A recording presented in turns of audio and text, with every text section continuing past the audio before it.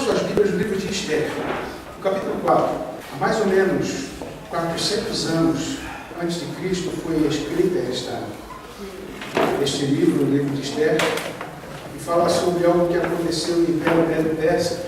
Ramã, que, segundo o livro de Esther conta, segundo a história bíblica conta, ele foi o príncipe mais poderoso e mais honrado do Império Medo-Persa, na época em que Assuero era rei. Fala também de um judeu, Mardoqueu, que era um homem fiel às leis de Deus, de uma mulher chamada Esther, que tinha sido escolhida para ser esposa de Assuero, rainha do Império Medo-Persa.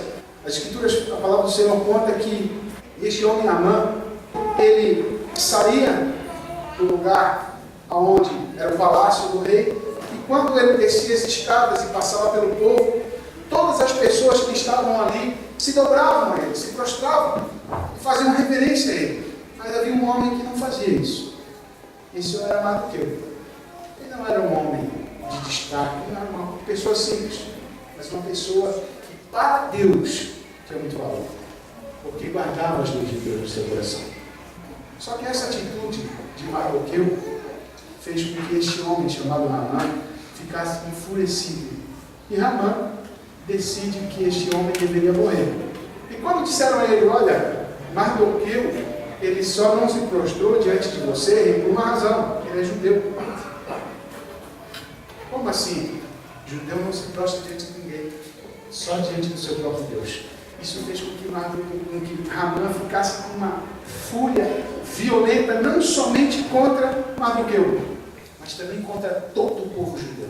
Ramã chega para o rei Assuero e diz, olha, existe um povo aqui no meio de todo o teu império que tem leis que são diferentes das leis dos Medo-Persas. As leis deste povo, elas impedem eles de servir as tuas leis, de se obedecer. Rei, que aconselho o seguinte, mata esse povo todo, extermina eles.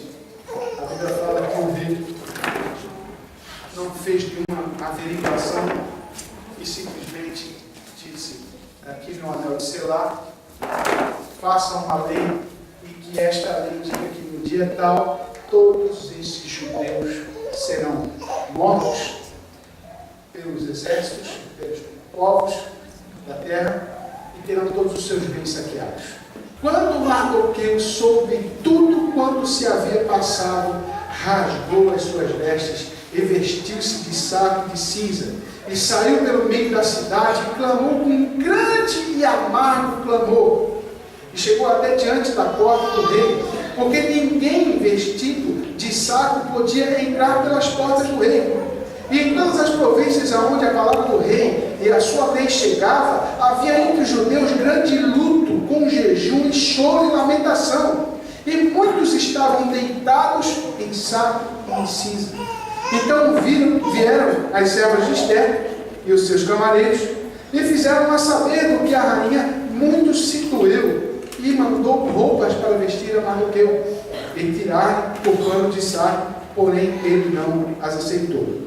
Só um pouquinho, uma pausa, só quero esclarecer uma coisa. Esther era sobrinha de Mardoqueu, que também era judia. Hein? Versículo 5. Então Esther mandou chamar um dos camareiros do rei, que este tinha posto para servi-la, e deu-lhe a ordem para ir a Mardoqueu, para saber que era aquilo e por quê. E saindo a Mardoqueu, a praça da cidade, que estava diante da porta do rei, Mardoqueu lhe fez saber tudo quanto lhe tinha sucedido, como também a soma exata do dinheiro que Amã dissera que daria para os tesouros do rei, pelos judeus, para destruí-los. Também lhe deu a cópia da lei escrita que se publicara em Suzã para os destruir, para que a mostrasse a Esther e se fizesse saber, e para lhe ordenar que fosse ter com o rei, e lhe pedisse e suplicasse na sua presença pelo seu povo. Veio, pois, Jatá e fez saber a Esther as palavras de Mardoqueu. Então Esther falou a Jatá, mandando dizer a Mardoqueu: todos os servos do rei e o povo das províncias do rei bem sabem que todo homem ou mulher que chegar ao rei no pátio interior sem ser chamado, não há senão uma sentença à morte, salvo se o rei para ele o cetro de ouro estender, para que viva. E eu, nestes 30 dias, não tenho sido chamada para ir ao rei. E fizeram saber a Mardoqueu as palavras de Esther. Então, Mardoqueu mandou que respondesse a Esther: não imagines no teu íntimo que para estares na casa do rei, escaparás só tu entre todos os judeus. Porque se de todo te calares neste tempo, socorro e livramento de outra parte sairá para os judeus. Mas tu e a casa de teu pai perecereis. E quem sabe se para tal tempo como este chegaste a este reino? Então disse Esther que tornasse a dizer a Mardoqueu: vá, ajunta a todos os judeus que se acharem em Suzã e jejuai por mim, e não comais, não bebais, por 3 dias, nem de dia, nem de noite. E eu e as minhas servas também assim jejuaremos. E assim irei ter com o rei, ainda que não seja segundo a lei, e se perecer, pereci. Então Mardoqueu foi e fez conforme a tudo quanto Esther lhe ordenou. A história que nós acabamos de ler é uma história tremenda, que fala acerca de como Deus pode operar um livramento na vida de uma pessoa, como Deus pode operar um livramento em um povo, através de um simples ato, o jejum. Quando Mardoqueu escreve a resposta para Esther, dizendo: será que foi para isso que Deus te levantou como rainha? Certamente foi para isso, amados. Certamente. Porque o que aconteceu depois, no final do livro de Esther aqui, o desfecho dessa história, foi que todos os judeus do Império Medo-Persa receberam da parte do próprio rei Assuero uma autorização carimbada pelo seu próprio anel de Selá, que não se pode revogar, segundo a lei dos Medos e Persas, a autorização de que eles poderiam se defender contra qualquer povo que quisesse tirar a vida deles. E receberam esta autorização por escrito. Isso fez com que o povo judeu fosse preservado no Império Medo-Persa. Mas Esther, naquele momento, foi tentada a pensar somente nela e esquecer dos planos de Deus. Amados, os planos de Deus são maiores do que os nossos.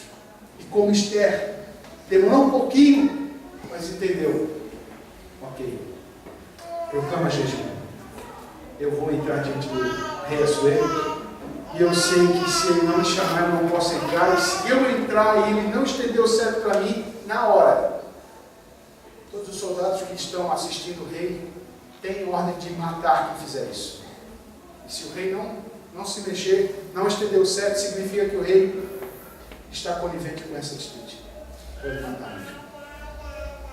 Ela correu esse risco, mas ela se utilizou de uma arma: o jejum. O jejum é uma arma, uma ferramenta espiritual, e tem um objetivo: dobrar a cerviz do próprio homem. Pastor, mas não jejuaram lá para que Assuero? Não, as escrituras dizem que jejuaram todo o povo para que a rainha tivesse oportunidade de fazer algo pelo povo. Só que uma das coisas tremendas que as escrituras mostram, que o contexto bíblico no livro de Esther mostra, e revela algumas leis espirituais, é o seguinte: Deus guarda os inocentes dele. Amém? Ele não permite que o diabo toque nos seus justos. Amém? A Bíblia diz que o diabo veio para matar, roubar. Ele pode fazer isso? Pode? Com certeza. Precisa pedir permissão para isso? Quando nós vivemos em santidade, quando nós buscamos a presença de Deus, nós somos cercados pela glória de Deus, cercados pelos anjos de Deus. Os demônios não conseguem se aproximar. Eles nem ousam se aproximar, porque Deus dá ordem aos seus anjos. Lembra do Salmo? O anjo do Senhor acampa-se ao redor daqueles que o temem e os livra do mal. Sabe o que significa isso? Os livra do mal, no mundo espiritual, significa algo demônio que se aproximar de alguém que esteja sendo guardado por um anjo. Amados, quando eles estavam jejuando ali, perceba que eles jejuaram, todas as pessoas que estavam em Suzã, e no texto fala que cada, digamos assim, província em que esta notícia chegava, os judeus começavam a ficar angustiados e já começavam a jejuar. Porque quando se jejua, se dobra a serviço, se sujeita a Deus. Porque se todos os judeus jejuassem, se a rainha Esther jejuasse, Mardoqueu jejuasse, e todos aqueles judeus estivessem em jejum, todos eles espiritualmente se dobrariam diante de Deus, se sujeitariam diante de Deus, e haveria um canal livre diante de Deus de santidade para que os anjos do Senhor estivessem visitando cada um daqueles que estavam em jejum. É isso que acontece quando nós jejuamos. O anjo do Senhor vem e ministra sobre nós. Somos alimentados pelo pão celestial. Somos alimentados espiritualmente. Deus ministra o nosso espírito. E somos fortalecidos. Amados, o jejum é para isso. É para colocar você em contato com Deus. É uma ferramenta para você, literalmente, estar naquele momento, numa posição de santidade, para que o Senhor possa trabalhar o que precisa trabalhar na tua vida. O que acontece depois que ele jejum é que Esther chega e entra na presença de Assuero. Amados, imagina um susto no momento que Esther entra.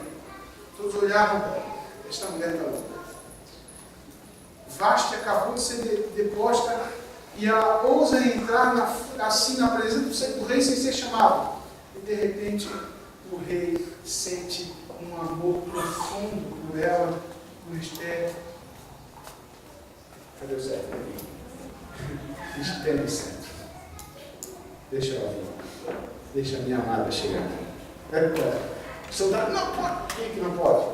Pode sim, estendeu o cetro. Ela se aproximou do rei, conversou com o rei, pediu um momento a sós com o rei. Este momento foi concedido. Ela explicou ao rei tudo o que estava acontecendo realmente, quem eram os judeus, que ela era a própria uma judia e que o seu povo estava para ser exterminado por Ramã. E a Bíblia fala que o final da história foi esse: Ramã enforcado, o povo recebe um salvo-conduto da parte do rei e uma lei que os autorizava, como já expliquei, a poder se defender e a matar todos aqueles que viessem contra ele. E o próprio Mordecai foi colocado numa posição de honra. Por uma razão. Porque todos jejuaram. O jejum não vai fazer com que as coisas aconteçam assim milagrosamente na tua vida. Ele vai criar circunstâncias pela santidade de Deus na tua vida para você promover justiça. Para você fazer o que é certo. Isto o jejum faz. A parte da justiça, a parte do fazer o que é certo, nós fazemos. Amém?